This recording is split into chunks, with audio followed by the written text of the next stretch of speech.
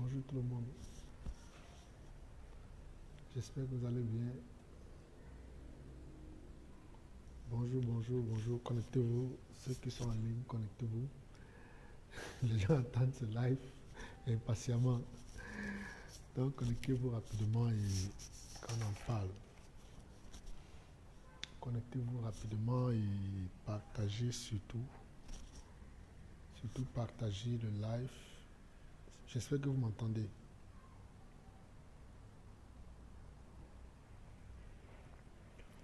J'espère que vous m'entendez. Si vous m'entendez, n'oubliez pas de partager, invitez vos amis, invitez vos différents contacts.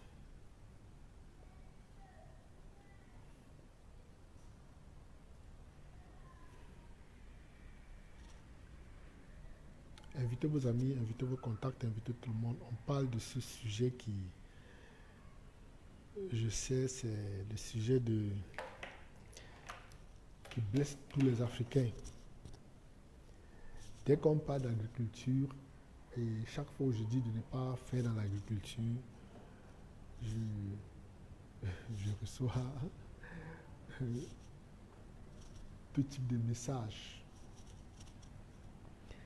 J'ai des gens qui versent dans l'émotion, qui me disent comment je raconte n'importe quoi, comment je perds la tête, comment je peux dire qu'on ne doit pas faire l'agriculture, que tous ceux qui vont faire l'agriculture vont échouer. Ce live nous permettra de comprendre certaines choses. Donc n'oubliez pas, partagez, connectez-vous, partagez, invitez vos amis, invitez vos différents contacts, invitez dans tous les groupes, partagez. Bonjour Mariama, Mogore, bonjour, comment ça va? N'oubliez pas de partager Mariama. Nangadef, on dit quoi, ça va?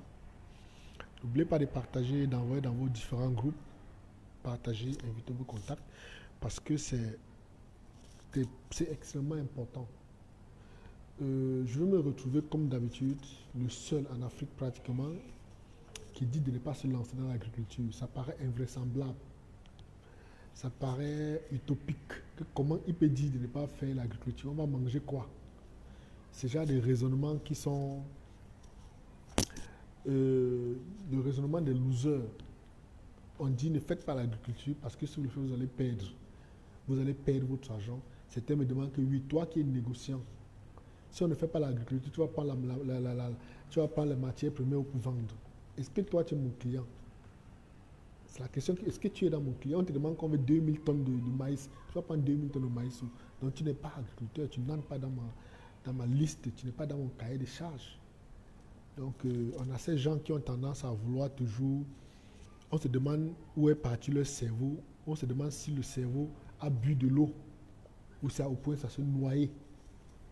Avec des raisonnements qui sont toujours disproportionnés.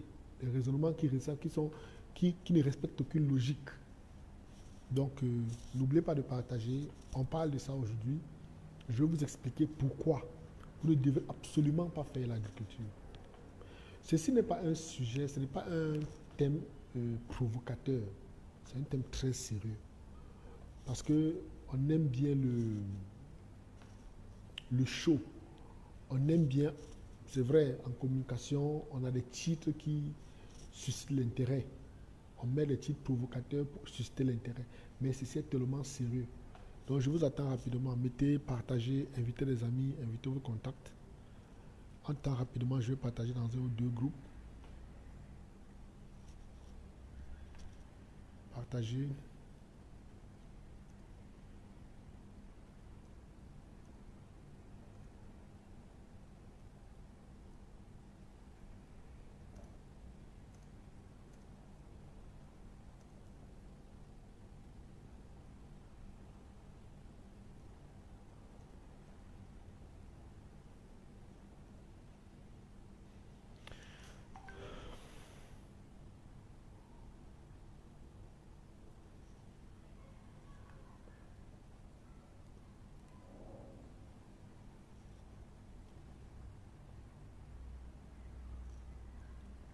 Donc je vous dis de préparez-vous à encaisser ce que je vais vous dire. Le volume est un peu bas. Bon, là, je ne sais pas comment je fais. Là, c'est bon, je ne sais pas quoi je vais faire. Est-ce que vous m'entendez? C'est bon? Et augmentez le volume de vos appareils, voir. Peut-être c'est au niveau de vos écouteurs ou bien de vos appareils. Je ne sais pas si c'est mon téléphone. Bon, j'ai le micro tout près de la bouche, donc il faut voir au niveau de vos appareils. J'espère que vous m'entendez. Et mettez surtout le cœur, invitez vos amis, invitez vos contacts, partagez dans vos groupes. Je vous expliquerai pourquoi. Parce qu'il faut qu'on arrête d'embrouiller les gens, arrêter de tromper les gens. On doit arrêter d'introduire les gens en erreur. Voilà. Si Maria m'a dit que le volume est bon, arrêtons d'induire les gens en erreur. On doit arrêter d'induire les gens en erreur. Nous avons ce problème de, comme je dis souvent, c'est l'apartheid mental. Nos cerveaux sont en plein apartheid au point où dès que 10 personnes disent la même chose, on pense que forcément c'est la vérité universelle. Il faut toujours dire, je le dirai toujours, ce qui était sous mon compte, j'expliquais, je faisais un visuel où on a publié, c'était un visuel où on expliquait que chaque matin, 99% des personnes se lèvent avec des idées, mais ils finissent devant une télévision. Il y a un seul pourcent de personnes, il y a 1% qui se lèvent avec des idées et finissent par les réaliser. Comme vous dites que la masse a toujours tort. Ce n'est pas parce que tout le monde parle de quelque chose qu'ils ont forcément raison. Et n'importe où vous allez voir les gens aller en masse, ça veut dire que c'est les émotions qui les poussent. Et puis comme les vendeurs comprennent que les gens sont induits en erreur, sont plus poussés par les émotions, là on vous sert à volonté. On met les émotions, on crée des mécanismes qui vont vous faire verser dans les émotions parce que ça permet de vous contrôler et vous maintenir dans le sous-développement mental. Alors, je vous demande de vous connecter, invitez, partagez, invitez vos amis. On ne peut pas être à 4, ce n'est pas possible. Partagez, invitez vos amis pour que le plus grand nombre de personnes soient au courant et puis on avance. Si on ne le fait pas, je serai dans l'obligation d'arrêter parce que c'est votre part, je fais le mien, je mets à disposition du savoir.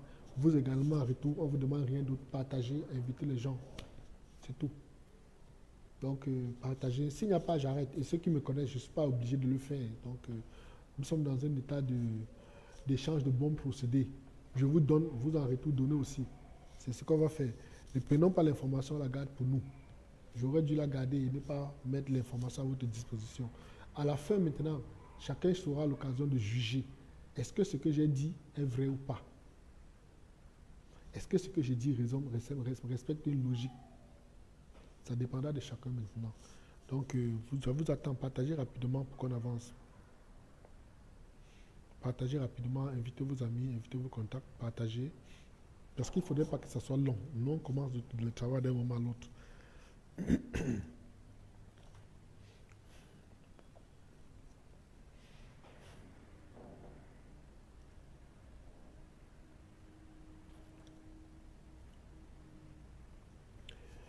D'emblée, je vais vous expliquer quelque chose. En fait, nous allons aller sur deux façons, deux chemins de pensée.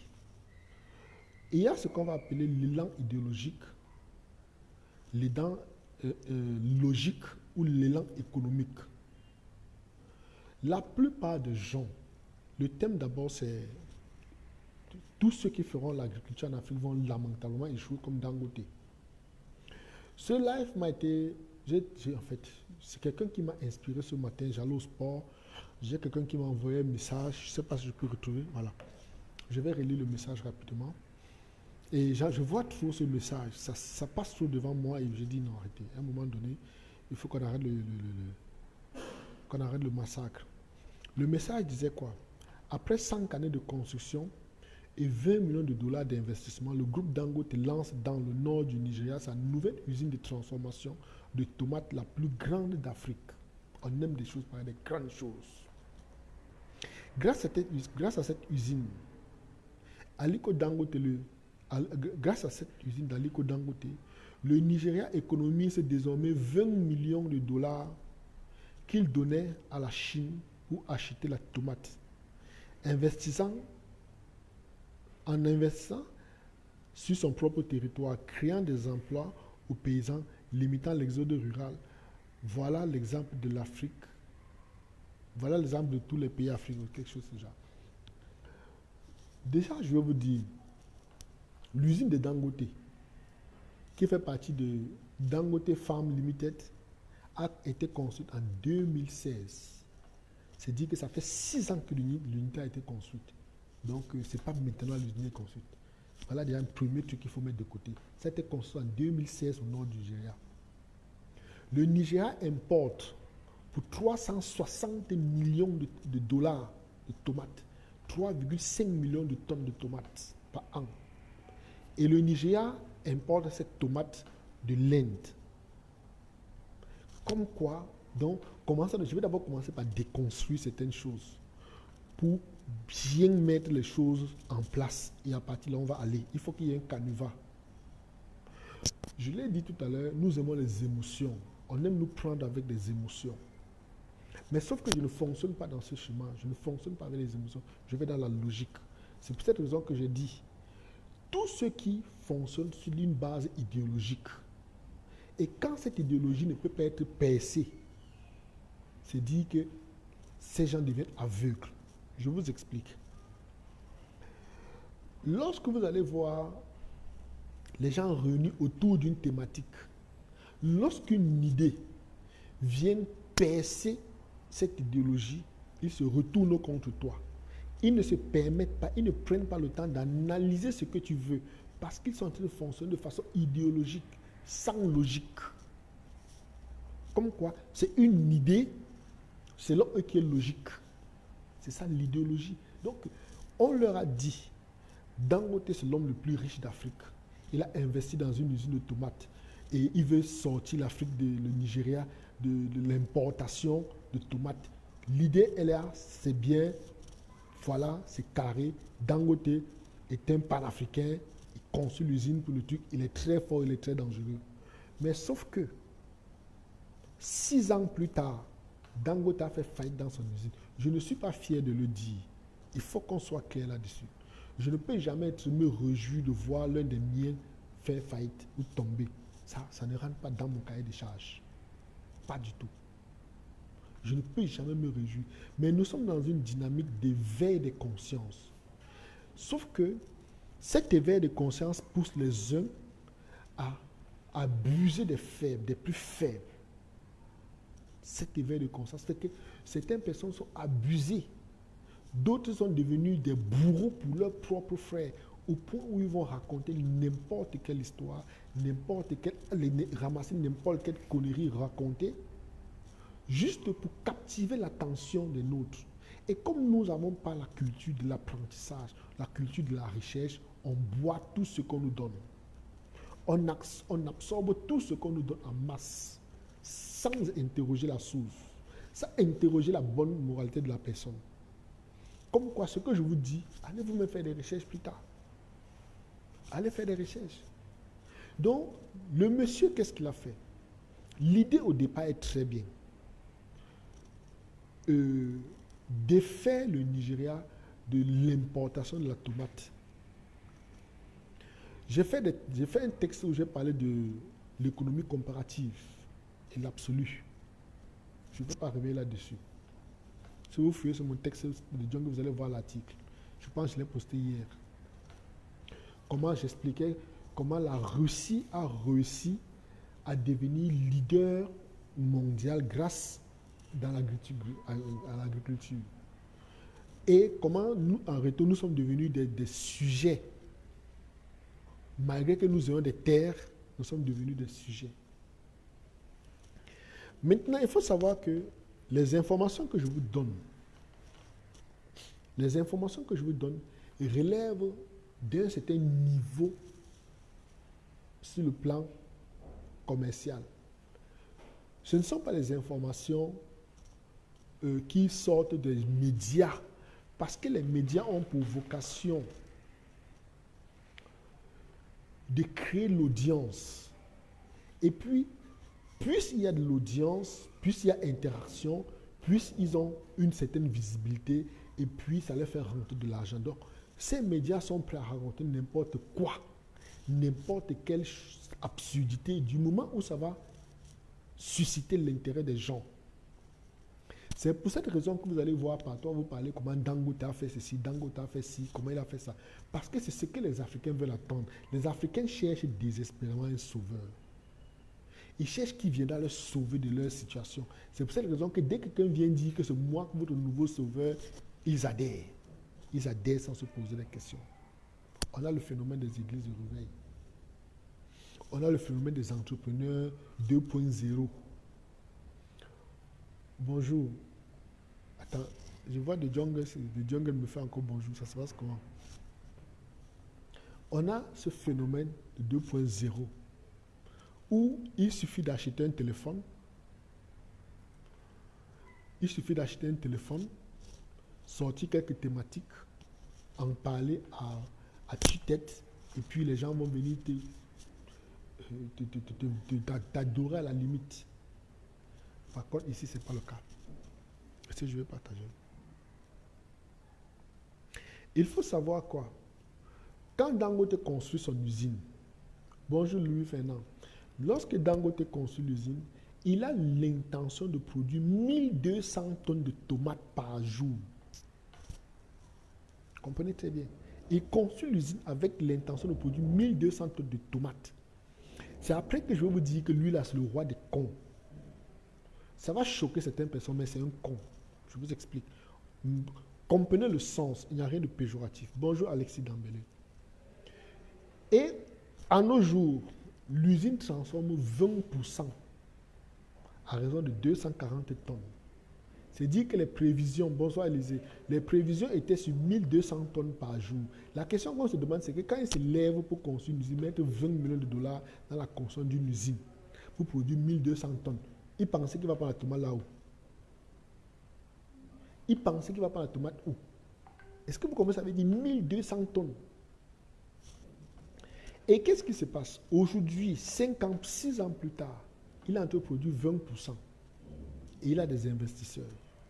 Il est dans l'obligation de subventionner les semences de tomates. Il a déporté des gens qui devaient venir au nord du Nigeria produire de la tomate pour ravitailler son usine. Il a construit des serres géantes qui devaient produire en moyenne entre 250 et 350 tonnes de tomates par jour. Est-ce que vous comprenez ce que ça veut dire? C'est dire que le gars, il a échoué. Parce qu'on ne lance pas un projet de construction d'une usine qui doit produire, qui doit transformer. Et il faut comprendre, lorsqu'on parle de 1200 tonnes, ça, ce n'est pas la production maximale, c'est la production moyenne. Parce qu'aucune usine ne peut produire avec l'intention, aucune usine qui a une capacité de transformer 1200 tonnes ne va le faire. C'est quasi impossible. Parce qu'il y a les marges d'erreur. Il y a une maintenance à faire. Comme quoi, si vous avez fait une... Je vous donne un exemple. Vous avez un véhicule, on vous dit que voilà, la vitesse est à 200 km à l'heure. Vous n'allez jamais rouler à 200 km à l'heure. Vous n'allez jamais le faire. Donc, on va vous donner la moyenne. Vous allez rouler entre 80 et 90 km à l'heure. C'est dire que 1200 tonnes était la moyenne de production. Donc, l'usine pouvait aller jusqu'à 2000 tonnes par jour. Mais quand il lance un projet de ce genre, il veut transformer 1200 tonnes de tomates par jour. Il pense qu'il va prendre ces 1200 tonnes de tomates où? Ce n'est pas l'utopie. Et laissez-moi vous dire, ce que je vais vous dire, c'est pour vous rappeler que ce n'est pas parce que quelqu'un est bougrement riche qu'il ne peut pas faire des erreurs. Détrompons-nous. Parce que le simple fait de dire que Dangote a fait faillite dans l'agriculture met les gens en hystérie. Que comment je peux dire que Dangote a fait? Nous sommes dans les idéologies. Dangote, on a construit dans le système, dans le mindset des Africains, que Dangote est l'homme le plus riche, l'Africain le plus riche. Donc on pense qu'il ne peut pas commettre d'erreur, que lui ne peut pas échouer. Arrêtons ça. Il commet des erreurs, il a des échecs, il échoue lamentablement. Et l'exemple, c'est cette usine. L'exemple, c'est l'usine. Aujourd'hui, 5 ans plus tard, il a 20% de production. Comment on appelle ça? Ça, il a échoué comme un pétard mouillé. C'est clair, il a carrément échoué. Mais sauf que, bonjour Charlie, sauf que, comme c'est le grand Dangote, nous sommes dans l'idéologie, on n'est pas dans la logique, on n'est pas dans la logique économique, on pense qu'il ne peut pas, il est infaillible. Et je dis qu'il a échoué, malgré tous les experts qu'il peut avoir autour de lui, malgré tous les experts qu'il peut consulter. C'est en cela que vous allez comprendre la différence. Ce n'est pas parce que quelqu'un a le titre d'expert qu'il ne peut pas se tromper. Vous allez vous demander que, mais attends, toi tu es qui? Toi qui parles là, tu es qui? Pour ceux qui veulent me connaître, si vous venez de vous connecter à ce live, je suis Ernest Chakunte, plus connu sous le nom de Coach Ben. Je suis le responsable du groupe Alliance Golf. Le groupe Alliance Golf a été créé la première fois en 2005 à Dubaï. Je faisais dans le négoce des matières premières. Par la suite, nous avons créé une version au Ghana, en Côte d'Ivoire, le négoce des matières premières. En Côte d'Ivoire, je fus l'un des premiers à exporter 50 000 tonnes de cacao, 50 000 tonnes de café. L'un des premiers noirs, la plupart étant à l'époque, on parle de 2007. À cette époque, c'est les Libanais qui avaient le monopole du marché. Il y avait les Libanais et les Singapouriens. Il y avait Cargill, il y avait Olam, ceux qui avaient ce monopole. Je fus le premier noir. Comme quoi, et derrière, je crée la même entreprise au Ghana. J'ai créé l'entreprise au Niger, le groupe Alliance Golf. J'ai créé l'entreprise au Togo. C'est pour cette raison, quand vous allez parler du Ghana, Niger, Togo, je connais pas plus parfois, je vais dire aux gens, dites-moi quelques mots en vos langues. Au Mali, j'y étais. J'ai créé une entreprise. Je n'ai pas créé une entreprise, je me suis arrivé au Mali, mais en quelques peu de temps, j'ai développé quelque chose qui a impacté des vies. Derrière tout ceci, je lance en tant que négociateur, après avoir vu ce qu'on pouvait gagner dans le négoce, et ayant vu que nos frères sont absents, je deviens le premier Africain à lancer les formations sur le négoce des matières premières. C'est ce qu'il faut comprendre. Et je me fais former en Belgique. Quand on arrive à un certain niveau, je vais vous faire comprendre que lorsque je parle du haut d'un certain savoir. Je ne peux pas analyser une activité économique comme un journaliste. Lui, il est payé pour analyser. Mais moi, je ne suis pas payé pour analyser. J'analyse pour gagner de l'argent.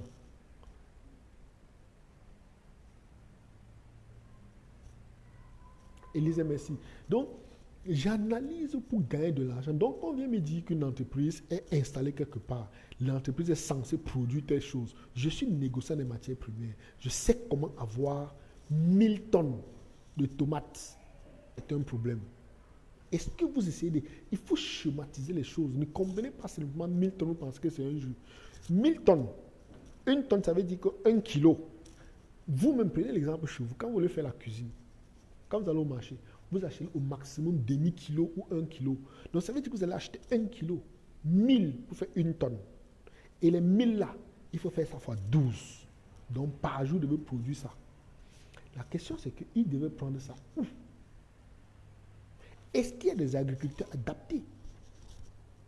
Est-ce que le climat est adapté pour produire cette quantité? Est-ce qu'il y a eu des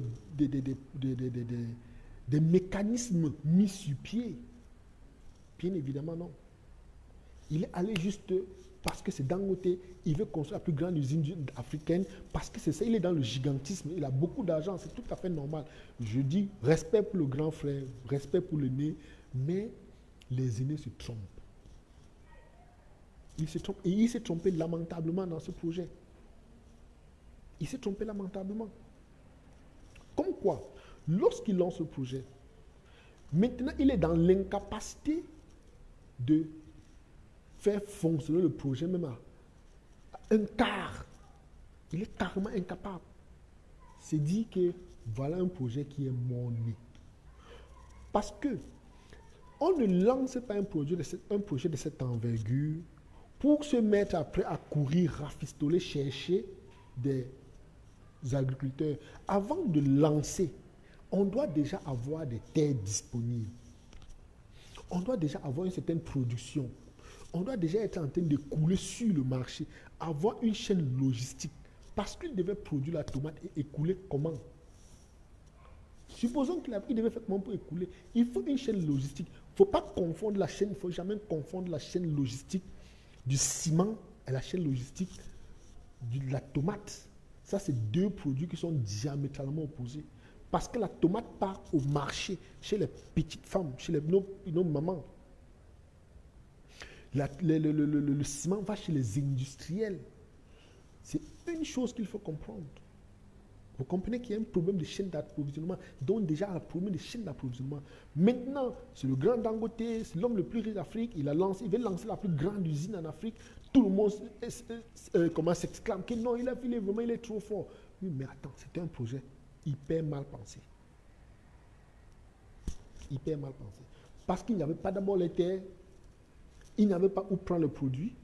Et il a essayé de lancer dans l'agriculture et il a échoué.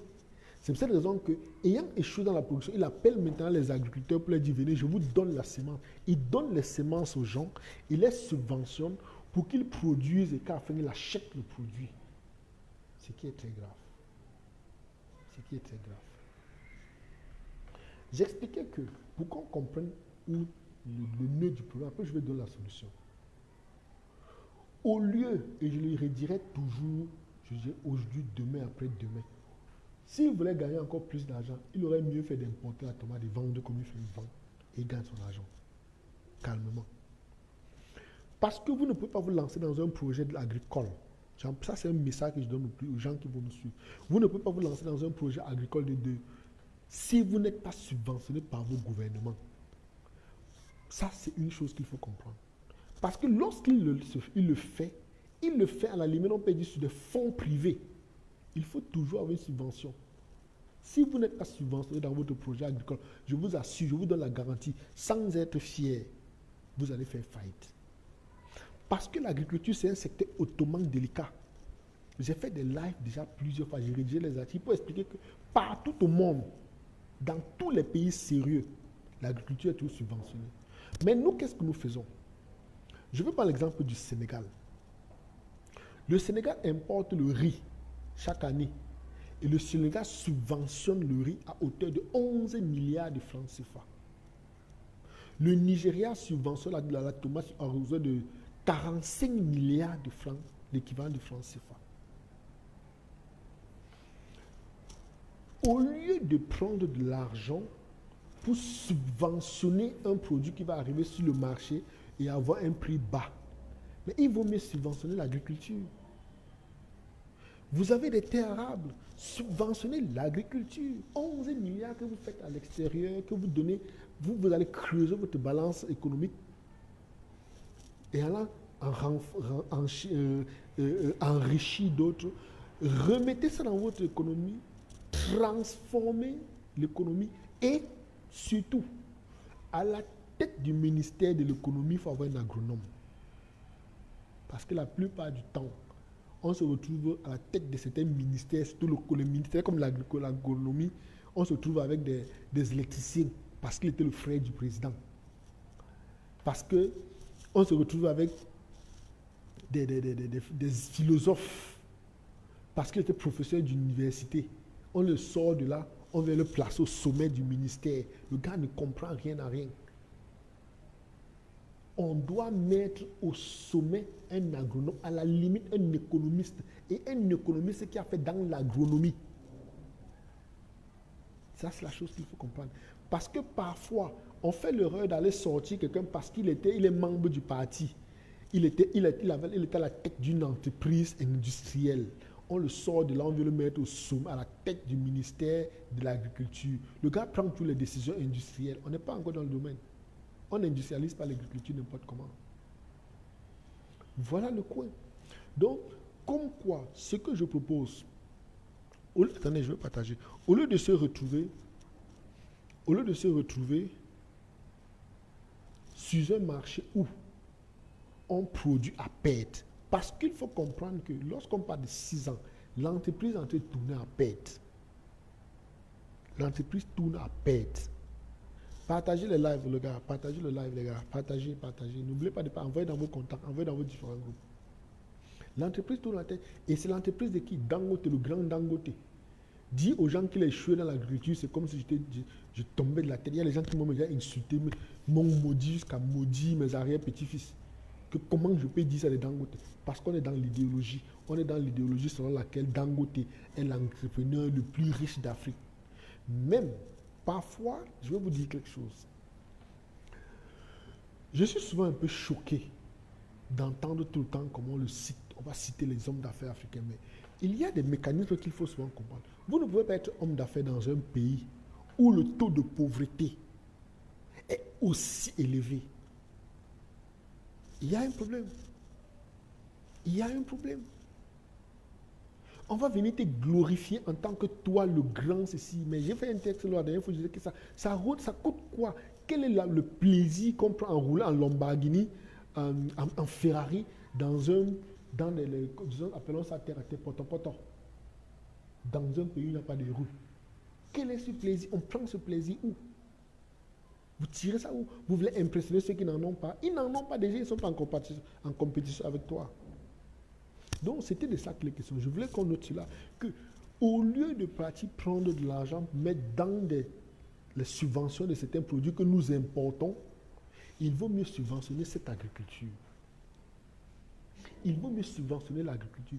Parce que je le dis et je le redirai toujours, aucun pays au monde ne se développe dans l'agriculture tant qu'il n'y a pas de subvention. Aucun pays. Quel que soit le domaine dans lequel vous allez vous lancer dans l'agriculture. Si vous n'êtes pas subventionné par votre gouvernement, je vous donne la garantie que vous allez faire faillite. Je ne suis pas content.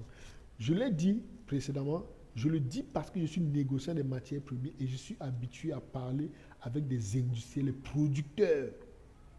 J'ai fait un live où j'expliquais qu'en Occident, malgré que les Occidentaux reçoivent des subventions étatiques et des prêts bancaires, ils se suicident tout le temps. D'autres m'ont dit qu'il y a le taux de stress, que les Européens consomment plus de stimulants, ils sont trop stressés, il y a trop de pression sur ça qu'ils se suicident. Oui. Mais malgré cela, c'est les plus grands producteurs, ceux qui nourrissent le reste du monde. Malgré qu'ils se suicident, ceux qui réussissent, qui nourrissent le reste du monde. Nous qui ne nous suicidons pas. Nous ne nous suicidons pas. Mais qu'est-ce qu'on produit? Combien se lancent dans l'agriculture? Combien réussissent? Et on nous a mis dans ce chemin qui nous fait croire que parce que tu peux gagner 1 million, 2 millions, tu as planté les tomates, tu as planté le chou, tu récoltes à la fin, tu as peut-être 5 millions. Quand tu calcules, tu as 5 millions. Mais quand tu vas rentrer dans tes comptes, tu as cultivé pendant combien de temps? Quels sont les fertilizers, comment on appelle ça? Les engrais, la semence, l'apport en eau, le traitement, les gens que tu as pris pour t'aider dans la plantation au moment de la récolte, qui ont t'aidé à sacler, qui ont t'aidé à porter. Tu te rends compte que les 500 millions, 5 millions que tu as eu, disons là, tu as peut-être 500 000. Et peut-être ça, c'est en 4 mois. Mais comme nous sommes au village et on ne nous a pas appris, on apprend par nos parents, à nos fermiers, à nos paysans, l'intelligence économique. On ne les apprend pas l'intelligence financière. Donc quand à la fin de l'année arrive, il a 10 millions. Il est content que non, j'ai récolté 10 millions cette année, mais il oublie qu'il a investi peut-être 8 millions. Il ne connaît pas faire la balance. Et c'est comme ça qu'on fait pour maintenir la masse. On maintient le plus grand nombre de jeunes. On fait les jeunes bousiller leur vie en leur faisant miroiter, en leur vendant le mirage. C'est pareil avec l'agriculture. Si vous voulez faire dans l'agriculture, demandez des subventions. Dans chaque pays, il y a des organismes qui subventionnent l'agriculture. Mais sauf que, qu'est-ce qu'ils font? L'une des raisons pour lesquelles ils ne pourront pas accepter, ils ne voudront pas que l'agriculture se développe dans nos pays, c'est parce que chaque année, lors de l'importation de ces produits, il y a des quotas qu'on donne. Bonsoir Stéphane. On donne des quotas aux importateurs. On va dire, bon voilà, toi, on te donne un quota, on te donne un agrément, tu as la possibilité d'importer 1 million de tonnes de tomates. Quand on te donne l'agrément, il va te dire, bon gars, tu me donnes quoi? Forcément, le gars qui te donne 10%. C'est dire que, comme tu l'as importé 1 million de tonnes, le gars se retrouve avec 100 000 tonnes qui rentrent dans son compte. Et vous voulez qu'il produise, qu'il subventionne l'agriculture alors qu'il a l'argent frais et un importateur qui peut venir 1 million de tonnes et puis qui va calculer l'équivalent de 100 000 tonnes, ça peut être 2 millions, puis disons peut-être, je dis n'importe quoi, 50 ou 100 millions. Il va se retrouver avec 100 millions dans son compte bancaire. Tu penses qu'il va laisser ça pour demander que tu te lances dans l'agriculture? Il ne le fera jamais. Il ne le fera jamais. Détrompons-nous. Revenons sur terre, les gars. Bonsoir, coach Armand. Comment tu vas, Armand? Il y a la forme? Bonsoir, Stéphane. Ça va bien? Détrompons-nous. C'est de ça que les questions. Les gars ne peuvent pas accepter. C'est maintenant nous qui devons arracher cette détermination. C'est nous qui devons arracher ça entre leurs mains. Parce que tu te lances dans l'agriculture. Si tu te... Et puis je le dis, tous ceux, je dis bien, je mets quiconque au défi. Je dis quiconque au défi, qui s'est lancé dans l'agriculture avec moins de 100 hectares et qui n'a pas de subvention, qui a réussi à faire quelque chose, qui vient me dire. Tu te lances dans l'agriculture avec 100 hectares minimum. Tu n'as pas mécanisé, déjà à partir de 100 hectares, tu es obligé de mécaniser. Tu n'as pas mécanisé ton processus. Tu n'en reçois pas de subvention. Si tu as réussi, tu viens me dire. Ça n'existe pas. Ça n'existe pas. Maintenant, n'allez pas faire l'erreur que beaucoup. Il y a un monsieur au Sénégal que j'ai vu, c'était Thiam, je pense, footballeur qui est venu se lancer dans l'agriculture. Quand j'ai regardé ce moment, j'ai souri. J'ai dit que voilà, vous manquez le minimum parce que vous regardez la télé. Vous avez regardé la télé, on a dit que Dangote a fait ceci, toi aussi tu te lances, boum. Parce que tu as joué au football, tu as gagné quelques milliards, tu viens te lancer. C'est quoi ça? C'est quoi ça? On ne se lance pas dans l'agriculture sur fonds propres. 100%, je veux dire, à 100% sur fonds propres. C'est quasi suicidaire. Sauf si vous avez l'intention de vous suicider. Vous devez avoir obligatoirement des subventions. Et il faut noter qu'à un certain niveau, l'État donne des terres. Mais nous achetons la terre pour investir dessus. C'est faux. Ça ne marche pas. Déjà que vous êtes venu avec quel capital? Tu as quel capital? Il faut dire que tu achètes les terres, tu achètes les équipements, tu achètes les engrais, tu achètes les semences, tu plantes. Et pendant que tu plantes, même tes propres salades, les gens qui travaillent vont d'abord voler une bonne quantité. Les animaux vont manger une bonne quantité. Le temps de produire et transporter, amener dans la distribution, tu perds beaucoup. Tu perds beaucoup. Tu perds beaucoup. Sogo demande si le système monétaire pour quelque chose. Je ne comprends pas bien le sens. Je ne peux pas bien comprendre le sens du système monétaire. Donc les gars, c'est ce que je voulais dire. Je pense qu'il faut que j'arrête là. On est à presque à 1 heure. Hein. Il faut que j'arrête. Puisqu'on commence à travailler déjà. Il faut noter cela, les gars. C'est ce que je voulais vous dire. C'est ce que je voulais dire aujourd'hui. Si vous voulez vous lancer dans l'agriculture, quelqu'un vous dit qu'il veut lancer dans l'agriculture, déconseillez. Sauf s'il a l'intention de se suicider. S'il a envie de se taper un AVC, peut-être il a un problème familial, il a un problème dans son couple, il a envie de se suicider de façon douce. Ça, c'est bien. Il se lance dans l'agriculture, il est sûr que maximum quelques années, il va se taper un AVC, il passe à autre chose. On ne sait jamais, hein? Donc tous les moyens sont permis. Voilà, Tion Niang, depuis la Belgique, Tion Niang, oh là là. Il faisait la politique au juste avant. Il faisait la politique au juste, il est venu se lancer dans l'agriculture. C'est pour dire que, bon, on attend le résultat. Je vais sur le point d'arrêter là. Bonjour, Côte, sans oublier le centre de recherche, les satellites pour la prévision. Exactement.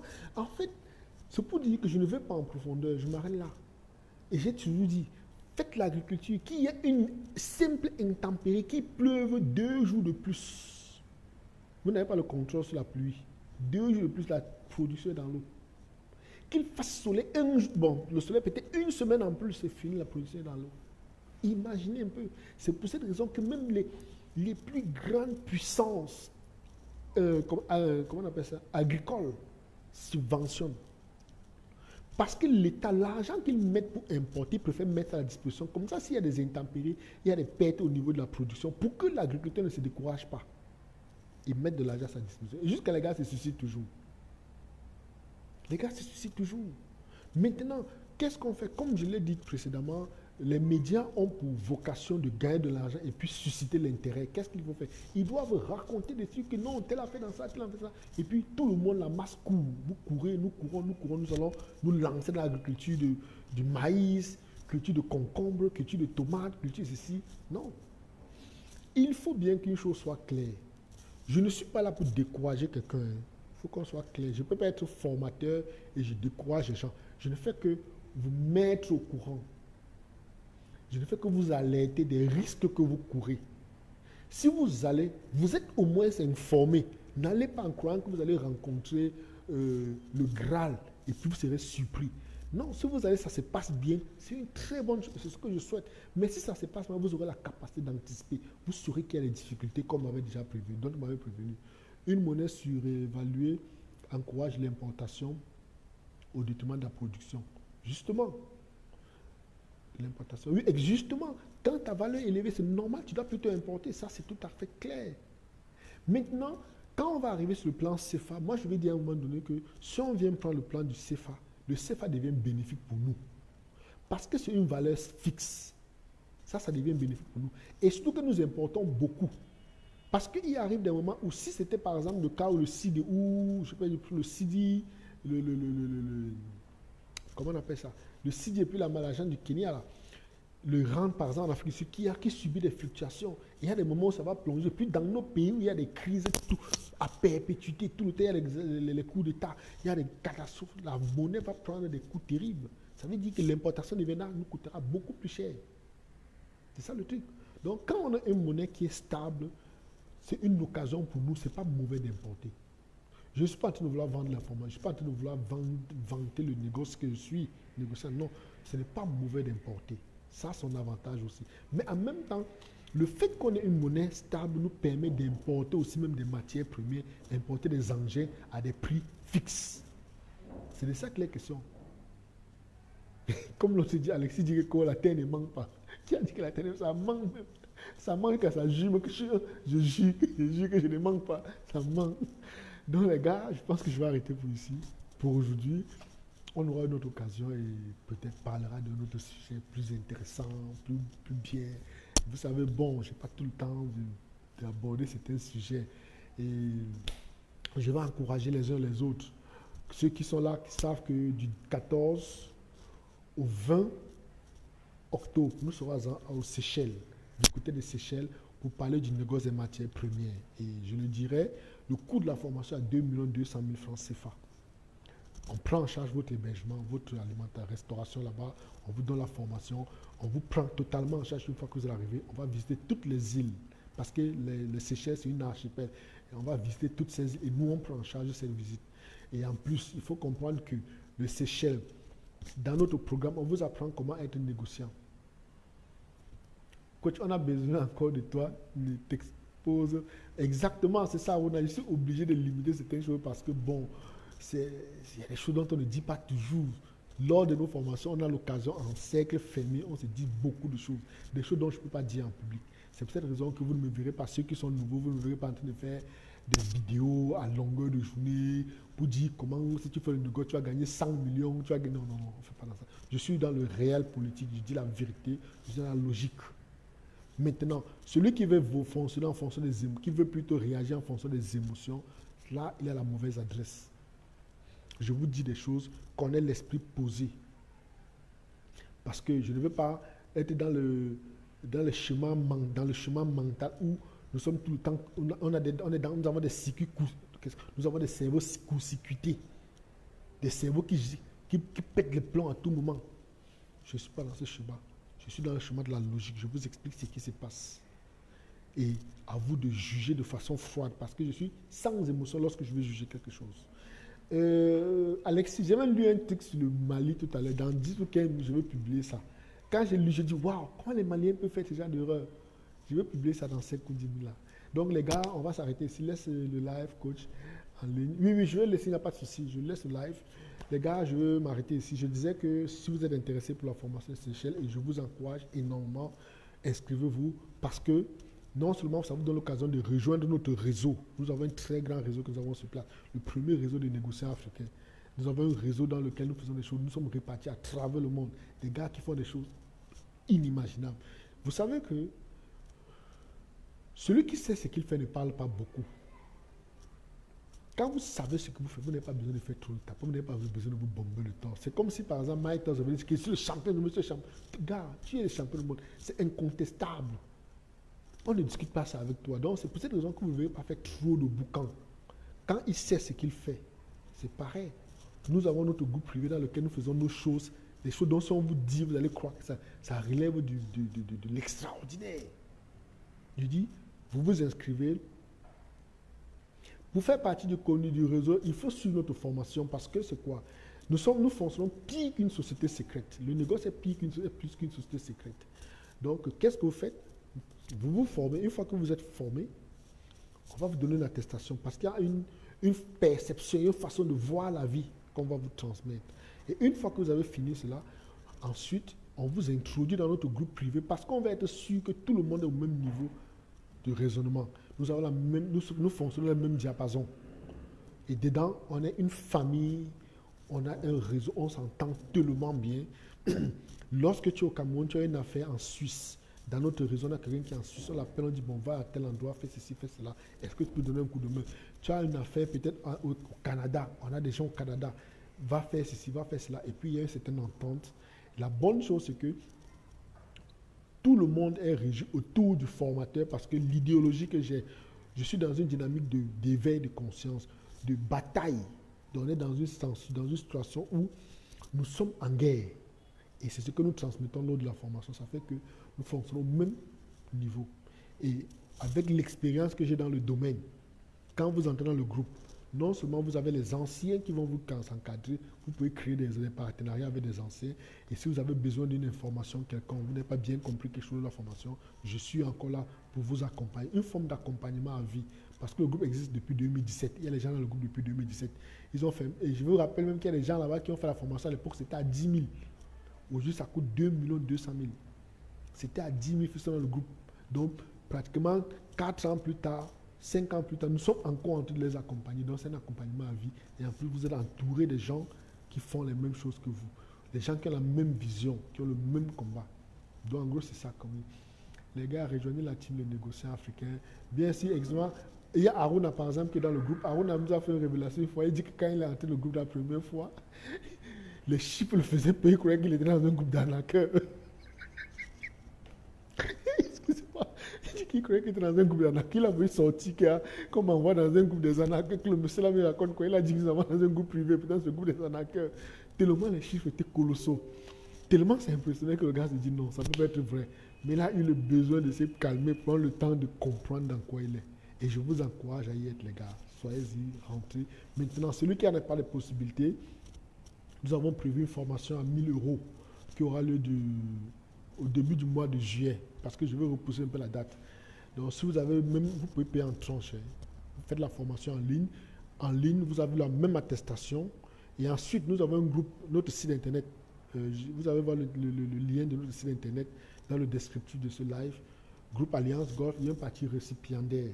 Tous nos apprenants sont répertoriés là-bas. Donc, vous êtes en affaire avec quelqu'un, vous copiez le lien de votre compte, vous le faites parvenir. Quand il sait que vous êtes dans un réseau fermé, il vous donne plus de valeur. Ça, c'est le truc. Et nous sommes en train de mettre sur pied également le premier réseau, la première chaîne, je vais dire le premier site internet du négociant. Parce qu'il y a des sites internet à travers l'Afrique. Mais ces sites, à travers le monde, je veux dire. Mais sauf que ces sites internet sont détenus par tous les autres peuples. Par les Chinois, on a Alibaba, on a Amazon qui est américain, on a Espace Agro, je pense, qui est français. On a plein de sites, tout le monde, mais sauf africain. J'ai dit non, on ne peut pas fonctionner comme ça. On a un gros réseau de négociants. Notre réseau, notre site internet nous servira d'abord. Parce qu'il faut savoir que sur ces sites internet, ils tirent nos publications vers le bas pour privilégier leur code, leur peuple. Qu'est-ce qui nous empêche de faire la même chose? Nous sommes en guerre. Nous sommes en guerre. Qu'est-ce qui nous empêche de créer notre propre site de négociants? Et par la suite, je vais vous faire voir en exclusivité quelque chose par rapport à ce site. Je vais vous faire voir en exclusivité, vraiment en exclusivité. Parce que quand on commence, là, vous allez voir, le site c'est Comutron. Comutron veut dire Commodity Trading Online. Vous allez voir, nous avons des catégories. Vous allez voir, le site est encore en chantier, nous sommes encore en train de travailler sur les. Vous allez voir les épices, les assaisonnements, les sauces, les confitures, les céréales. Vous allez voir tous les produits sur lesquels nous allons travailler. Ça, c'est une exclusivité, je vous fais voir, parce que ce n'est pas encore opérationnel. Donc, les développeurs sont encore travaillés dessus. Ça, c'est comme un scoop. Et puis, en bas, vous allez voir, il y a ça. Maintenant, l'avantage, c'est que une fois que vous avez la formation, vous aurez accès au compte premium sur ce compte. Vous aurez le compte premium sur ce site, qui est Commodity Trading Online. Ça, c'est les produits que nous sommes en train de faire les essais. Donc, là, nous sommes encore en mode essai. Donc, ça sera quelque chose d'extraordinaire, les gars. Croyez-moi. Pour ceux qui me connaissent, je ne fais pas les choses à moitié. Et c'est le scoop. Donc, en gros, vous allez voir, Là, on fait sortir les catégories, les différentes catégories, les ingrédients. Il y a les ingrédients, il y a tellement de choses que nous faisons. Donc, les gars, on va arrêter ici. Je vous souhaite bien des choses à tout le monde. Non, le site n'est pas encore prêt. Écran, le site n'est pas encore prêt. Il est encore en construction. Donc, on ne peut pas encore le lancer, mais je pense que le plus tôt, parce que nous sommes en train de faire une place de marché, comme un site d'annonce. Donc, ça demande beaucoup de boulot en back-office. Et les gars, je vous dis merci infiniment. Je vous dis bien des choses, beaucoup de courage, beaucoup de courage et à bientôt. Love you, love you. Si le temps me le permet, je ferai d'autres lives pour nous vous élucider, pour vous éclairer sur beaucoup de domaines. Je vous ferai d'autres lives parce qu'il y en a beaucoup de domaines comme ça qui passent. Bon, vous savez, je n'ai pas tout le temps. Je n'ai pas le temps de déconstruire tout ça. Je n'ai pas le temps. Parce que surtout les médias, nous sommes à l'époque des médias sociaux où tout le monde court derrière le buzz, tout le monde court derrière les followers. Vous allez voir notre compte, on a 3500. C'est bloqué carrément parce que ces gens savent que les messages que je transmets, ils bloquent tout le temps. Je suis carrément limité. Mais c'est qu'à cela ne tienne, nous avons un combat, c'est la guerre comme à la guerre, on va fonctionner. Allez les gars, bien des choses à tout le monde. Love you, love you, love you, love you.